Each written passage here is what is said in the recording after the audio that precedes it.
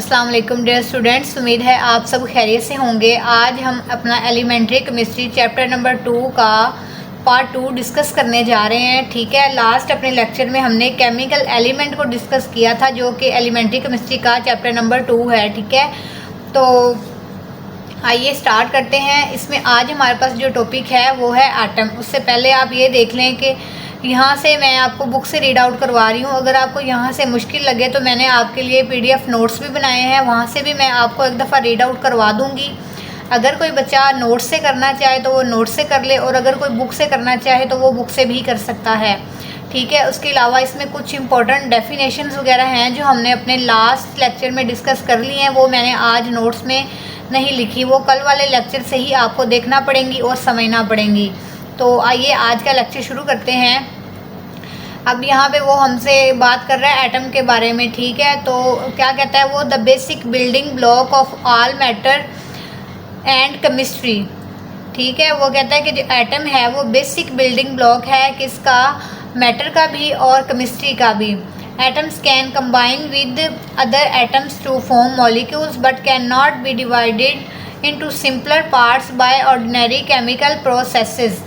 अब यहाँ पे वो बात ये कर रहा है कि सबसे पहले तो वो ये कहता है कि एटम जो है ना वो बुनियादी जो है, सबसे बुनियादी ब्लॉक जो है, बिल्डिंग ब्लॉक जो है वो है मैटर का। क्यों?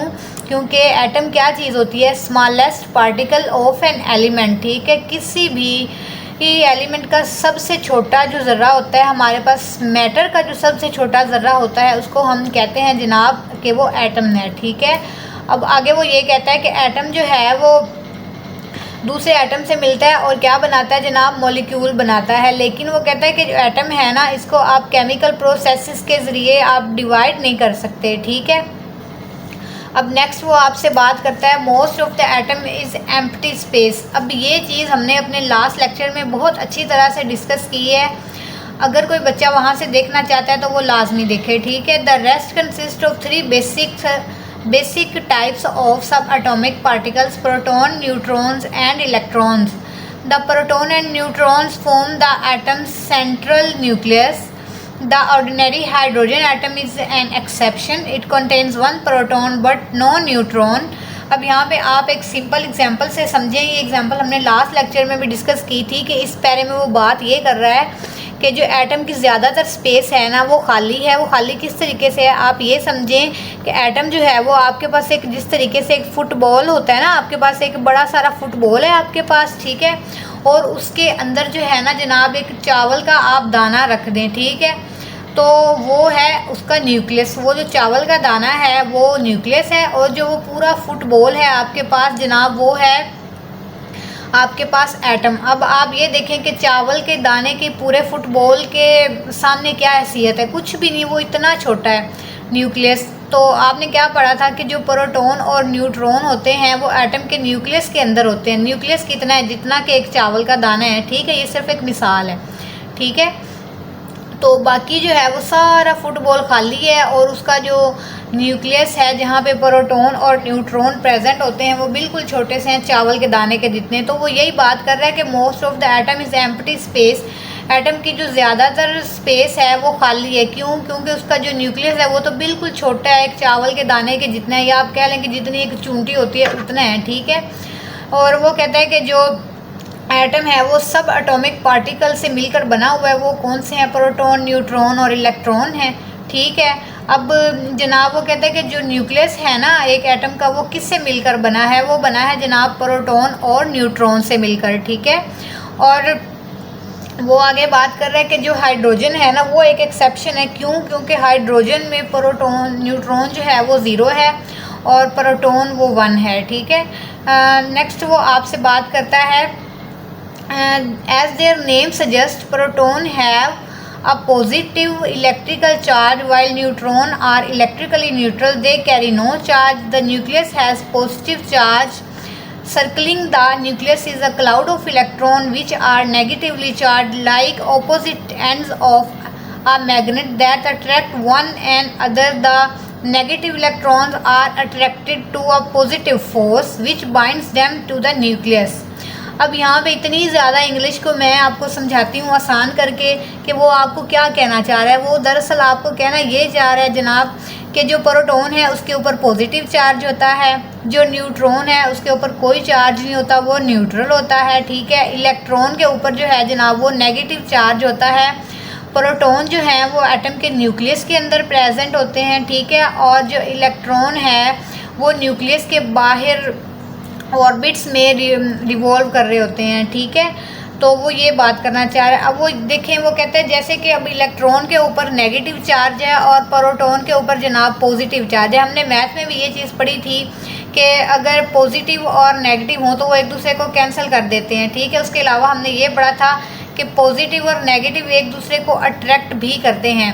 तो वो यही बात यहाँ पे कर रहा है, a magnet that attract one and other, कि जो पॉजिटिव चार्ज है प्रोटॉन के ऊपर और जो नेगेटिव चार्ज है इलेक्ट्रॉन के ऊपर, वो दोनों आपस में एक मकनातीस की तरह एक दूसरे को अपनी तरफ बाइंड करके रखते हैं, ठीक है। इसी वजह से कि जनाब जो एटम है ना वो मतलब स्टेबल है, इसके जो उसका इलेक्ट्रॉन है और प्रोटॉन है उसकी बाइंडिंग जो है वो काफ़ी स्ट्रॉन्ग है ऑपोजिट चार्जेस की वजह से, ठीक है। आगे वो कहता है the electron circles the nucleus in orbital path called shells each of which hold only a certain number of electrons.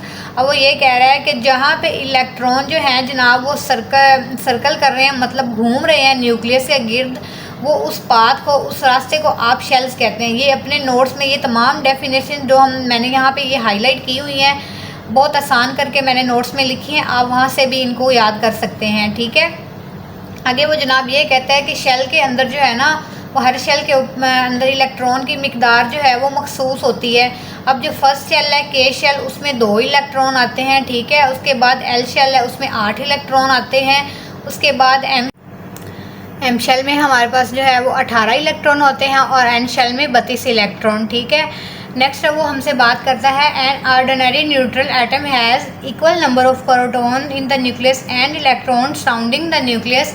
अब नेक्स्ट वो हमसे ये कह रहा है कि जनाब एक न्यूट्रल एटम के अंदर जितने ही नंबर ऑफ प्रोटॉन होते हैं उतने ही नंबर ऑफ इलेक्ट्रॉन्स भी होते हैं, ठीक है। अब नेक्स्ट है this the positive and negative charges are balance. Number of proton और इलेक्ट्रॉन बराबर हैं, इसी वजह से जो पॉजिटिव और नेगेटिव चार्जेस हैं जनाब वो भी बैलेंस हैं। सम atoms however lose or gain electron in chemical reaction or in collisions with other particle। लेकिन वो कहता है कुछ एटम्स जो हैं वो ऐसे हैं जो किसी केमिकल रिएक्शन या कोलिजन के दरमियान या तो इलेक्ट्रॉन को गेन करते हैं या इलेक्ट्रॉन को लूज करते हैं, ठीक है। Ordinary atoms that either gain और lose electrons are called ions, ठीक है। ऐसे एटम्स जो इलेक्ट्रॉन को लूज या गेन करते हैं जनाब उनको हम कहते हैं कि वो आयंस हैं, ठीक। अब इस डेफिनेशन को मैंने नोट्स में भी लिखा है, आप अगर चाहें तो विद एग्जांपल वहाँ से भी कर सकते हैं। If a neutral atom loses an electron it become positive ion. जब कोई एटम जो है वो इलेक्ट्रॉन को लूज़ करता है तो वो पॉजिटिव आयन बन जाता है, इसको हम कैट आयन भी कहते हैं। बहुत इंपॉर्टेंट डेफिनेशन है, आपने इसको नोट से भी करना हो वहाँ से कर लें, यहाँ से करना हो यहाँ से कर लें, लेकिन डेफिनेशन बहुत इंपॉर्टेंट है। कैट आयन और एन आयन का डिफरेंस है, बहुत इंपॉर्टेंट है एग्जाम पॉइंट ऑफ व्यू से। If it gains an electrons it become negative ion, ठीक है। जब कोई एटम जो है वो इलेक्ट्रॉन को गेन करता है तो वो नेगेटिव आयन बन जाता है। These basic subatomic particles proton and neutron and electron are themselves made up of smaller substances such as quarks and leptons. अब आगे वो ये कहता है कि ये जो सब एटॉमिक छोटे पार्टिकल्स हैं जिनसे एटम मिलकर बना हुआ है, इलेक्ट्रॉन प्रोटॉन न्यूट्रॉन, आगे वो भी इन छोटे पार्टिकल से मिलकर बने हुए हैं, ठीक है। ये बहुत इंपॉर्टेंट एमसीक्यूज है, इसको आप ध्यान से देख लें एक दफ़ा कि जो प्रोटॉन और न्यूट्रॉन्स हैं वो किससे मिलकर बने हुए हैं, ठीक है। आगे वो कहता है more than 90 types of atoms exist in nature. 90 से ज़्यादा एटम्स की जो टाइप्स हैं वो कुदरत में एग्जिस्ट करती हैं। And each kind of atom form different chemical element. और हर तरह का जो एटम है वो जनाब एक मुख्तलिफ ही केमिकल एलिमेंट बनाता है। जैसे अब सोडियम का एटम है जनाब, आयरन का एटम है, ठीक है, ऑक्सीजन का एटम है। आगे नेक्स्ट वो कहते हैं they are ranked in order of their atomic number. इनको जो है वो एटॉमिक नंबर के हिसाब से हम जो है वो रैंक रखते हैं। The total number of proton in the nucleus. अब वो कहता है इन चार्ट कार्ड पीरियोडिक टेबल। अब पीरियोडिक टेबल में आप ये देखें कि उनको अलाइन किस तरीके से किया गया एलिमेंट्स को उनके एटॉमिक नंबर के हिसाब से। तो वो जनाब जिस टेबल में इनको अलाइन किया गया एटॉमिक नंबर के हिसाब से एलिमेंट्स को, उसको हम कहते हैं periodic table. Accordingly because an atom of iron has 26 proton its nucleus, its atomic number is 26 and its ranking on periodic table of chemical element is 26। important MCQs याद कर लें कि आपके पीरियोडिक टेबल में आयरन का जो rank है वो क्या है, वो 26 है। क्यों? क्योंकि उसके एटॉमिक नंबर कितना है, या आप कह लें कि नंबर ऑफ प्रोटॉन उसके न्यूक्लियस में कितना है, वो 26 है। तो इसलिए हम पीरियोडिक टेबल में उसको 26 नंबर पे रखते हैं। आई नो कि केमिस्ट्री जो है वो थोड़ी बोरिंग है, ठीक है, तो इसी वजह से मैं इसको नोट्स में कन्वर्ट कर रही हूँ ताकि ज़्यादा मुश्किल ना हो आप लोगों को याद करने में। तो थोड़ा हिम्मत करके आप लोग भी पढ़ ही लें मेरे साथ। Because an ordinary atom has the same number of electron as proton, an element's atomic number also tells how many electron its atom have, and it is the number and arrangement of electron in their orbiting shells that determines how one atom interact with an other। ठीक है, अब वो ये कहता है कि जिस तरीके से इलेक्ट्रॉन और प्रोटॉन का नंबर जो है वो एटम में सेम होता है, उसी तरीके से जो इलेक्ट्रॉन्स की अरेंजमेंट है वो भी ऑर्बिटिंग शेल में ये डिटरमाइन करती है कि उन्होंने एक दूसरे के साथ जो है वो इंटरेक्ट किस तरीके से करना है। The key shell is the outermost one called valence shell. अब वो यहाँ पे वैलेंस शेल की डेफिनेशन बहुत इंपॉर्टेंट है। वो कहता है कि जो सबसे लास्ट वाला या सबसे की शेल होता है किसी भी एटम का जनाब, उसको आप कहते हैं आउटर मोस्ट शेल या वैलेंस शेल। ठीक है, if this outermost shell is complete or filled with maximum number of electron for that shell, the atom is stable। अब यहाँ पे वो ये कहता है कि अगर किसी एटम के आउटर मोस्ट शेल में जो इलेक्ट्रॉन्स हैं वो मैक्सिमम नंबर्स हैं, मतलब उनमें जो इलेक्ट्रॉन की क्वांटिटी है वो ठीक है, तो वो स्टेबल है एटम। कैसे? जैसे अब हमारे पास इनर्ट नोबल गैसेज हैं, ठीक है, उनके आउटर मोस्ट शेल में 8 इलेक्ट्रॉन है, तो वो स्टेबल है, ना वो इलेक्ट्रॉन गेन करती हैं ना लूज़ करती हैं। ठीक है, नेक्स्ट वो आपसे ये कहता है जनाब कि but the atoms with incomplete outer shells seek to fill or to empty such shells by gaining or losing electron or by sharing electron with other atoms. लेकिन ऐसे एटम जिनके आउटर मोस्ट शेल में जो है वो electron कम हैं, तो वो एक दूसरे एटम के साथ रिएक्ट करते हैं, या वो इलेक्ट्रॉन्स को गेन करते हैं, लूज़ करते हैं, या वो शेयर करते हैं। अब ये इंपॉर्टेंट लाइन है, this is the basis of an atom's chemical activity. यही वजह है जनाब कि जो केमिकल रिएक्शन हमारे पास होते हैं वो इसी वजह से होते हैं कि एटम ने या तो अपने आउटर मोस्ट शेल को कंप्लीट करना होता है, या इलेक्ट्रॉन गेन करना होता है, या लूज़ करना होता है। ठीक है, atom that have same number of electron in their outer most shall have similar chemical properties.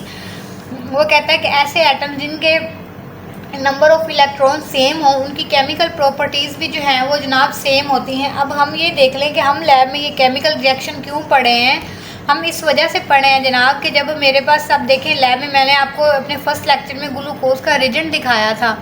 अब वो जो ग्लूकोज का रिजेंट है मेरे पास, और जब मैं उसमें सीरम ऐड करती हूँ, ठीक है, वो कलर प्रोड्यूस होता है। कलर किस वजह से प्रोड्यूस होता है? केमिकल रिएक्शन होता है, इसी वजह से कलर प्रोड्यूस होता है। ठीक है, और वो कलर दे के हम पेशेंट को बताते हैं जनाब कि इसकी शुगर लो है या हाई है। अब यहाँ पे नेक्स्ट में वो हमें ये बता रहा है कि जो इलेक्ट्रॉन का वेट है उसके बारे में बता रहा है, आइसोटोप्स के बारे में बता रहा है। तो ये सारी चीज़ें जो है हमने अपने लास्ट लेक्चर में डिस्कस की हैं। आप वहाँ से लेक्चर लेके यहाँ से इसको एक दफ़ा पढ़ लें आइसोटोप्स को, तो इंशाल्लाह आपको समझ आ जाएगा।